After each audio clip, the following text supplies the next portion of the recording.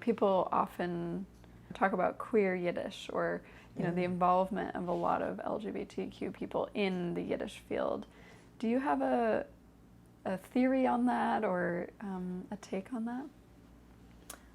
I don't really, I've thought about it and I've sort of watched it. I mean, the fact that so many gays are even in the music, for example, like if you go up to Canada, the klezmer phenomenon, a lot of it is very gay and queer, and it's, I don't know, I think that one of the things, though I do think there's a trend within this now where people are more observant than they were originally when this whole thing started. I think there's a new kind of element of more observant Yiddishists, which used to be a sort of, sorry, couldn't have it,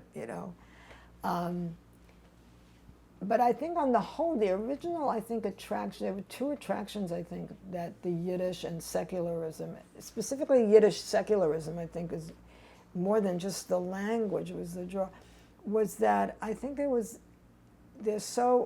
American Jewish communities are so shut down on certain politics, especially around Israel and stuff, that I think this created a space where in fact they could associate with a legitimate Jewish Yiddish, identifiable, not self-hating phenomenon that was not necessarily anti-Israel, but not strongly Israel-centered and not strongly Israel, kind of bound. I don't know what word to use. And it also, I think, at the time, before there was a lot of,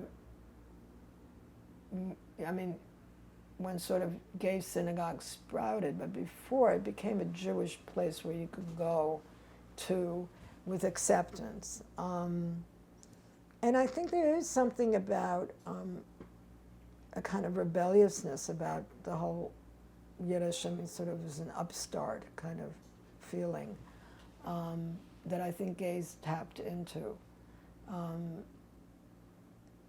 I think it's kind of interesting that they tapped into a kind of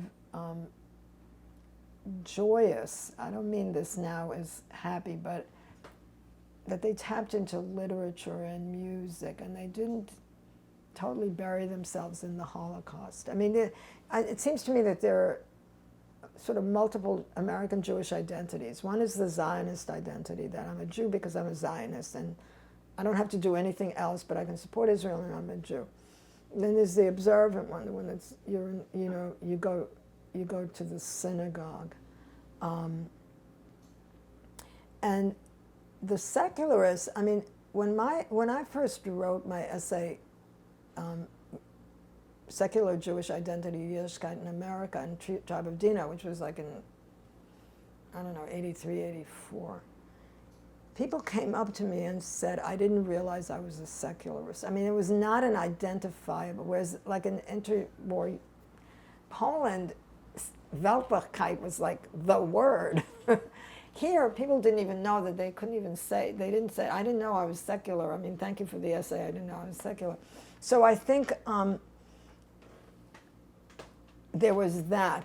But there was also this other identity which had to do with the Holocaust, and it had to do with either identifying yourself as a survivor or identifying yourself as a first generation or second, now third, where your identity is Jewish because of your connection to the Holocaust. And people didn't want that either.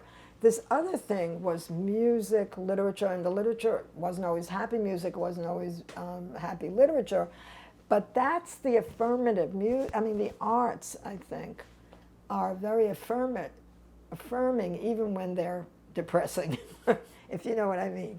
So I think there was that option, that became an option of identification in a way that the Bundism sort of cultural was. And I think together with that history of feeling that Daigkeit, here-ness is something that's here now, was very appealing. It sort of, in some ways, if you think about it in the 80s, by skipping back 2 generations, they're into interwar Poland. I mean, they were sort of tapping into that. I don't know, none of that is very conscious, but when I thought about it, I do think there are these very big forms of identifications that are not culturally necessarily bound, that I think Yiddish does provide that identification for people.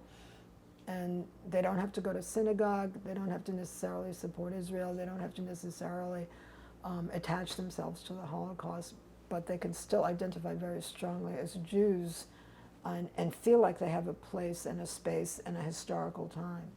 So I think that was one of the appeals. I think it was, and because they weren't to begin with welcome in any of these other places to begin with, that was a good place to go, you know, because so they created their own space in some ways. I mean, and that's in effect what we did.